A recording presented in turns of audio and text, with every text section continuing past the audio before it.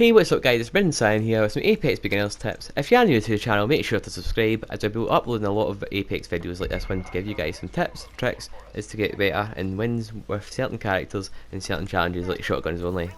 Let's get into it. My first tip is a very uncommon thing that I don't see a lot of people mention, is to change your field of view.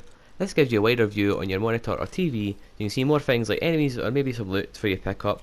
Might be something good in that box you see the corner of your eye. Just makes the game look a bit sleeker, I think. It gets you more invested in the game because you can see a lot more. But on to my second tip, play as different characters. I know some of you guys will definitely be playing as the same character over and over. What happens if your main is taken? What do you do then? Try every character out and see what ones you do and don't like. I'd rotate between 3 characters because that way you're guaranteed to play as a character you want, rather than going, oh no, they've picked 2 characters. Oh, I've got 3 though, that's good. I'd recommend starting off to play as Lifeline or Gibraltar. Their abilities are easy to understand. Which brings me on to a third tip, learn about their abilities. This is a must for some situations. In the game, learning what abilities can sometimes determine the outcome of a match. Every character has 3 abilities, a passive, a quick play and an ultimate. A passive one you cannot control and will always be in play. For example, race passives tells you someone is aiming at you, not to literally heal 1 point of damage for every 4 seconds. Very useful, you can't control it, just let it happen because it's always a good thing. Quick play is your ability you can play it using it at a tap of a button. For example, Bangalore pops a smoke grenade and Lifeline rings a heal and run out. Press 1 button, they do their passive ability, or passive quick play, I mean idea, and then boom, activated. The ultimate is the character's main ability, but also the longest one to obtain, as you need to wait till the meter goes all the way up to 100% before you can activate it. You can get ultimate excellence, so quickly receive 20% of your ultimate, takes 7 seconds, 20% of your ultimate, easy to use. Use different characters and see what abilities fit your playstyle. For example, if you're a very aggressive player, use Octane's stim pistol to inject it into himself, then use his jump pad, maybe get a flank on him and jump straight into battle. My fourth tip is to complete challenges. You'll get daily and weekly challenges. These challenges will get you to play as a certain character, get X amount of damage with this character or this gun, or land in this location. It will get you familiarised with the guns, maps and characters, which brings me on to my fifth tip, which is try every gun or see what guns you do and don't like. But do remember, some guns do take some skill, and don't just try one and say, oh this is terrible and forget about it. With the right attachment, some guns become absolute beasts, like the Alternator fully decked out with disruptor rounds is one of, if not the best gun in the game.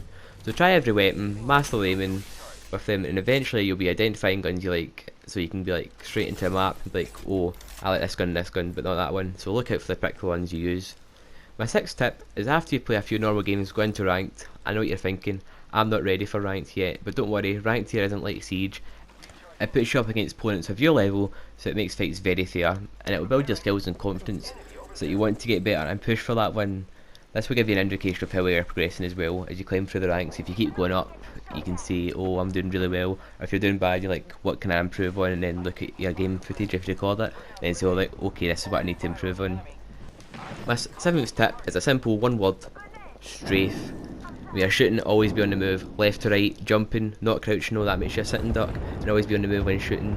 You should be winning most of your fights. If you see someone of your similar level and ranked, most likely they'll be standing still, so you can shoot them and sitting duck, but if you're moving when you're shooting them, that'll be easy for you, because you'll easily down them. Then just keep moving left to right. If their opponents come, you should be winning them as well. It'll get harder once you progress through the ranks, but it will give you a good starting basis. My 8th tip is to get into battles, sensible battles though. Don't just run through an open space because you see someone. Listen for people moving and look out for enemies near you. Go for a fight, this will get you used to the combat mechanics and will help you if you're aiming straight from. If you see people like going down a tunnel or something, get your squad with you and go, right let's fight these guys. My 9th tip is tag/ping useful gear for you and your teammate, especially in jumping off. If one of your teammates doesn't have a shield or anything, just go, here's a shield, here's a gun. I know it's basic but we'll do it for the start. Or if you see like an enemy, you can see, oh there's enemies over here. Are we fully well equipped to fight them, or do you want to just pass by them? The better your gear, the better chance of winning. Also let your teammates be prepared for battle, so you can have the upper hand, especially if the enemies don't see you, and you ping them and they'll be like, oh we can get the upper hand on them, let's go around the side. If you ping good stuff, your teammates will probably ping stuff back for you as well, because communication is key in this game, letting you know what you need, what you don't have. You can just click stab button and your character will say something like, I need light ammo, or I need heavy ammo. My 10th and last tip is to learn when to heal and loot. If you're in a fight, you'll most likely take some damage. If you wipe out a squad and know what other squad's about, then you start healing up, that's a good time to heal. But if there are a few members of your opponent's squad, like your teammates are fighting but you've got low health, try to find a bit to hide and heal. It's not always ideal, but you need to find a bit. But it can sometimes make the difference when you're fighting. So try and remain or try and take out the remaining squad members your opponent has, then heal. Stay on top of your health. It's a very important point. Always make sure it's topped up, because it's like vital. In some fights you'll need full health key and be left with like a ball here of health. Only loot enemy death boxes if there are no squads about, and if it's not out in the open. If it's behind cover, a lot of the time it is because people are using cover to fight you. Then I try to hide when they're down, so that's ideal if they're down there, but if not, just don't go for it. A lot of people don't know this, but you can actually move a death box for 5 seconds. Once they spawn in, you can move it for that amount of time. Then as soon as it's reached that 5 seconds, it just becomes solid and you can't move it anymore. But that is going to do it for today's video, guys. I'm going to start uploading on Saturdays and Tuesdays from now on. Let me know what you thought of this video in the comments. It's a new type of video, giving people tips. If you like it, just leave a like and let me know you like it.